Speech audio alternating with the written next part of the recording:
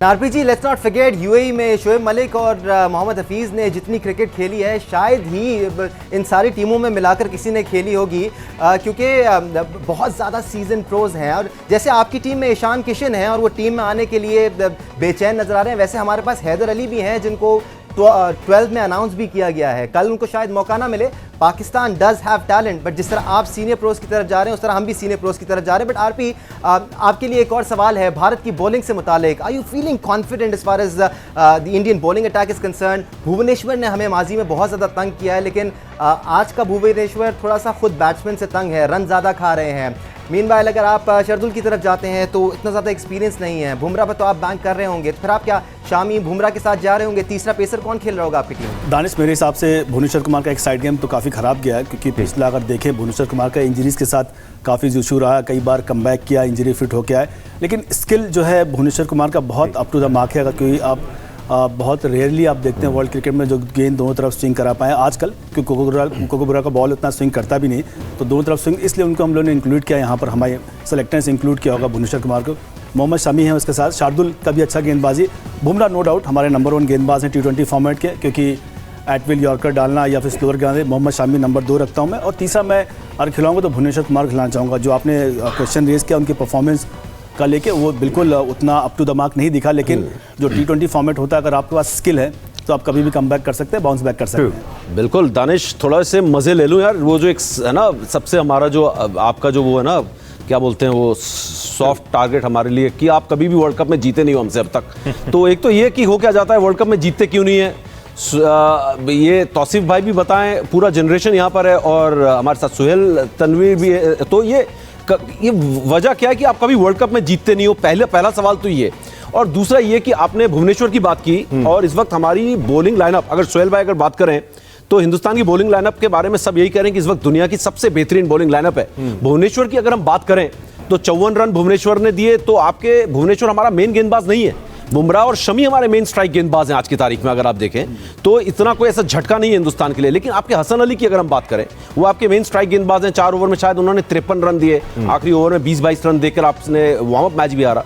तो ये इस बारे में क्या कहेंगे आप? एक तो वर्ल्ड कप में कभी ना जीतना, और आपके बॉलिंग लाइनअप में हमें कहीं ना कहीं थोड़े बहुत कमजोरियां नजर आ रही है। well, देखिए, मैं पहले बॉलिंग से स्टार्ट करूंगा। देखिए, आजकल की मॉडर्न क्रिकेट पिछले खासकर 3-4 साल से बहुत ज़्यादा चेंज हुई है। अब आपको डेथ ओवर्स में हर बॉलर को रन्स होते हुए आपको नज़र आएंगे। बड़े से बड़ा बॉलर आप उठा लें, आप बुमराह की बात कर रहे थे, आप बुमराह के भी स्टैट्स उठा के देखेंगे तो किसी न किसी मैच में he went for 50 plus run. तो पॉइंट इज़ कि आजकल की मॉडर्न क्रिकेट में स्ट्रोक्स इतने ज़्यादा आ गए हैं बैट्समैन के पास, बैट्स इतने अच्छे हो गए हैं, विकेट्स इतनी फ्लैट हैं, बाउंड्रीज छोटी हो गई हैं, और death bowling is very difficult. वहाँ पे आपको हर दूसरे से तीसरे मैच में रन्स होंगे। ये मैं दोनों तरफ के बॉलर्स की बात कर रहा हूँ। आपने हसन अली और शाहीन की बात की, Haris Rauf, he went for runs in a game.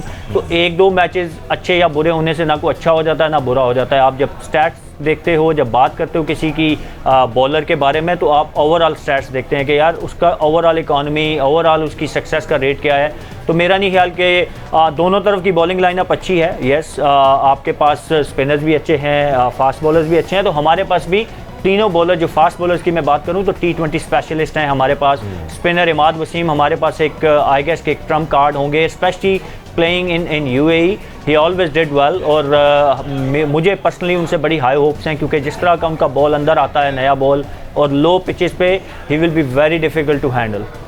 Tausif sahab, वो वाली बात कि हम अभी तक जीते नहीं हैं, मैं तो यही कहूँगा ना कि जल्दी जल्दी हमसे खेलें तो पता चल जाएगा। इसलिए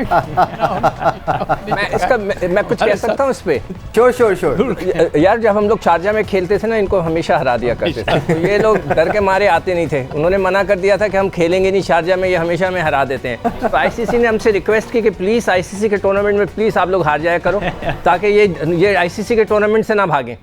तो इसलिए हम थोड़ा सा इनका ख्याल कर लेते हैं। जी, वो वक्त भी था और अब का वक्त और है। और वैसे समय पे एक चीज़ मैं मौजूदा पाकिस्तानी क्रिकेटिंग लॉट के बारे में आपको बता दूं, इसका माइंडसेट थोड़ा डिफरेंट है। यहाँ पर आपको थोड़ा सा एटीट्यूड भी नज़र आएगा और कॉन्फिडेंस भी नज़र आएगा, और उसके साथ साथ आपको टेम्परामेंट भी थोड़ा डिफरेंट नज़र आएगा। साथ साथ जो आप कह रहे थे ना, सीनियर 2 प्रोज डाले में हमने, वो 2 सीनियर प्रोज बड़ा ज़बरदस्त अंदाज में सबको जेल करा के आगे चल रहे हैं। आपने सीनियर प्रोर की बात की तो समय एक सवाल आपसे भी है मेरा।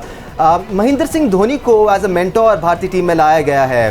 क्या विराट की हेल्प आउट करने के लिए लाया गया है, विराट से प्रेशर हटाने के लिए लाया गया है?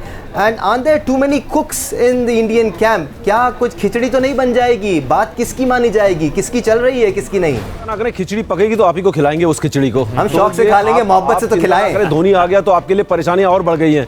तो ये जो है ना, ये तो एक तो वैसे ही पाकिस्तान के पास प्रॉब्लम है। आपके कप्तान ने पिछले महीने छोड़ दिया, कोच साहब छोड़ के चले गए। मैथ्यू एडन ने पता क्या कहा आपके बैटिंग कंसल्टेंट ने?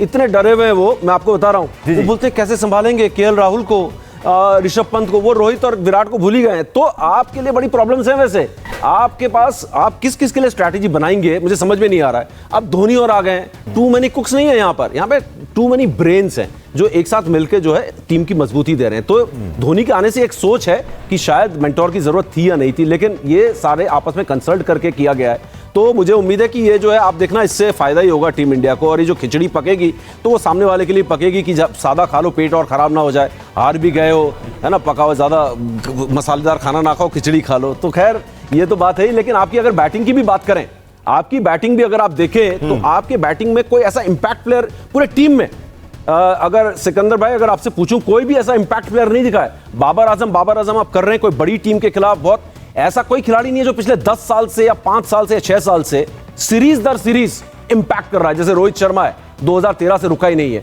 विराट कोहली जिसकी फॉर्म की आप बात कर रहे हैं, 2008 से लेकर 2019 तक लगातार फॉर्म में रहा है। एक खराब दौर गुजर रहा है, उसमें 50 उनके लग रहे हैं। वो 50 से हम मानते नहीं है 50 उनका, हम मानते हैं कि 100 ही उनके अच्छे स्कोर होते हैं। तो ऐसा कोई इंपैक्ट प्लेयर आपके पास नहीं है जो मैच बदल देता है अपने दम पर। तो ये एक और चिंता का विषय है आपके लिए। क्या कहेंगे इस बारे में? हमें चिंता नहीं है, चिंता आपको है, इसलिए कि आप ओवर कॉन्फिडेंस यहाँ नजर आ रहे हैं। आपने शायद रिजवान को खेलते हुए नहीं देखा। वो मुसलसल हर मैच में रन्स करता है और वो बड़े पक्का प्लेयर है बाबर के साथ। और हमारे दूसरे लड़के भी बिल्कुल ठीक ठाक तैयार बैठे हुए हैं। मगर आपको इसलिए फिक्र करनी चाहिए, वी आर ओवर कॉन्फिडेंस। यहाँ आपका ओवर कॉन्फिडेंस नजर आ रहा है। एक सवाल मैं आपको जरूर करना चाहूंगा, इस दफा आप सेमीफाइनल में हमें निकालने के लिए किसको जितवाएंगे? पिछली दफा तो आपने इंग्लैंड को से हल्का खेल लिया था। बेन स्टोक्स ने भी एक्सेप्ट कर लिया कि इंडिया तो जीतना नहीं चाहता था। जो हमने ट्वीट किया मैंने कि जी इसका मकसद ये था कि पाकिस्तान को बीच में से निकाल दो, इसलिए कि आप डरते बहुत हैं हमसे खेलने में।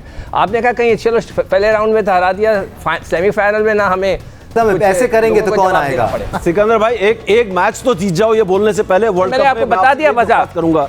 वो निकालने के लिए मतलब हमारे पास हम आपको हरा भी सकते हैं, निकाल भी सकते हैं। आपके रमीज राजा ने कहा आपकी बोर्ड को भी बंद करा सकते हैं, और आपके रमीज राजा साहब इतने डरे हुए हैं, आपके बोर्ड प्रेसिडेंट ही डरे हुए हैं। अब मैं क्या कहूँ आपके, वो कहते हैं कि वो आईसीसी को पैसे देते हैं, हमारी बोर्ड बंद हो जाएगी। और उन्होंने क्या नाम है, आपके शोएब अख्तर ने भी कहा है कि डरना मत, ठीक से खेलना। उनके क्या जो प्लेयर हैं सब जो है बड़े फैटी लगाते हैं वो भी।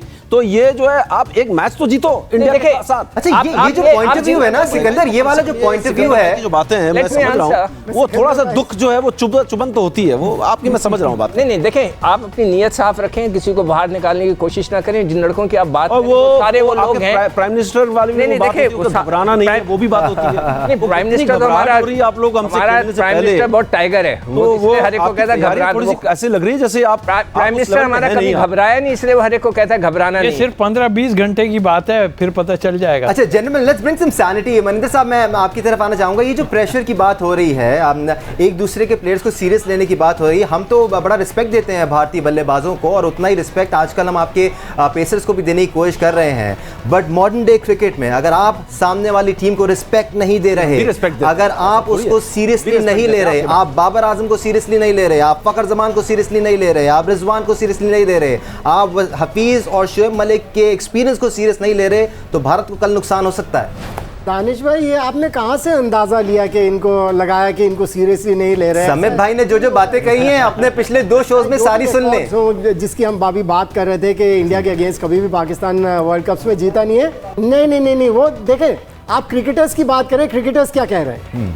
क्रिकेटर्स कोई भी किसी भी टीम की, हमारी टीम के किसी भी क्रिकेटर से इस तरह की कोई बात नहीं निकली है कि हम इनको कुछ नहीं समझते या अपने आप को ऊपर समझते हैं। ऐसा बिल्कुल नहीं है, ये बिल्कुल गलत बात है। देखें, अगर आप बाहर निकलेंगे ना स्टूडियो से, अभी सिकंदर भाई जो बात कर रहे थे ना, एक्चुअली मैं थोड़ा सा हैरान हुआ सिकंदर बख्श भाई की बातों से, क्योंकि मैंने इनके साथ काफ़ी कमेंट्री वगैरह भी की है और मुझे बड़े बैलेंस से इनके नहीं, सिकंदर भाई मजे ले रहे हैं, वो थोड़ा सा माहौल में जो भी है, लेकिन मैंने इसलिए पहले कहा गुरजर तुम बदल गए हो। क्रिकेट टीम को, इंडियन टीम कहीं से भी कम आंक रही है, क्योंकि आपके पास ऐसे प्लेयर्स हैं और हमने देखे हैं।